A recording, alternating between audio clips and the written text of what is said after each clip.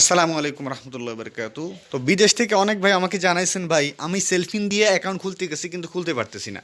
সেলফিনের মধ্যে গেছি, এখন যখন ওপেন এসিতে ক্লিক দেই তখন একটা যে কোনো এখানে অ্যাকাউন্ট মোদারাবা সেভিংস অ্যাকাউন্ট মোদারাবা মান্থলি সেভিংস অ্যাকাউন্ট খুলতে যাই বা হজ অ্যাকাউন্ট খুলতে যাই, পারি না। এই যে এখানে দেখি, যখন নেক্সটে ক্লিক দিই তখন এরকম একটা মেসেজ আসে, your request incomplete, please is nearest branch or complete it. তো এই ধরনের মেসেজগুলো আসে মানে আমরা যখন অ্যাকাউন্ট খুলতে যাই। তো ভাইরা, এটার নতুন পদ্ধতি হচ্ছে, আপনারা যাদেরকে এইরকম আসতেছে তারা অবশ্যই, যারা বিদেশে আছেন তারা ওইখানের প্রতিনিধিটাকে খুলতে হবে।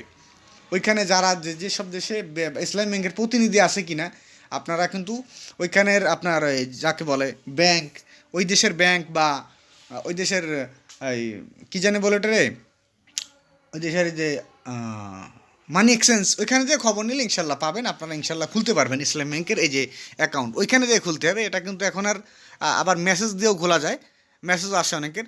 তো বর্তমানে নতুন পদ্ধতি হচ্ছে এটাই, যে আপনারা বিদেশ থেকে যদি খুলতে চান তাহলে অবশ্যই আপনার এই ইসলাম ব্যাংকের প্রতিনিধির দ্বারা খুলতে হবে।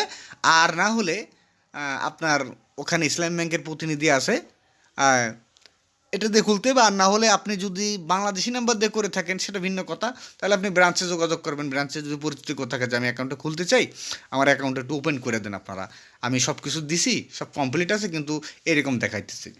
যদি আপনার পরিচিত কেউ থাকে, পরিচিত না হলে কিন্তু হবে না, হওয়ার আশঙ্কাও নাই আর কি। মানে বিভিন্ন দেশ আছে যেখানে ইসলাম ব্যাংকের প্রতিনিধি নাই, যেমন এট লাস্ট কথা এইটাই যে সেলফিন থেকে যদি এখন আপনি বিদেশে বসে অ্যাকাউন্ট খুলতে চান তাহলে অবশ্যই ওইখানে প্রতিনিধির সাথে যোগাযোগ করে খুলতে হবে। আর বাংলাদেশে যদি পরিচিত থাকে সেও খুলে দিতে পারবে যদি ব্যাংকে আপনার কেউ থাকে।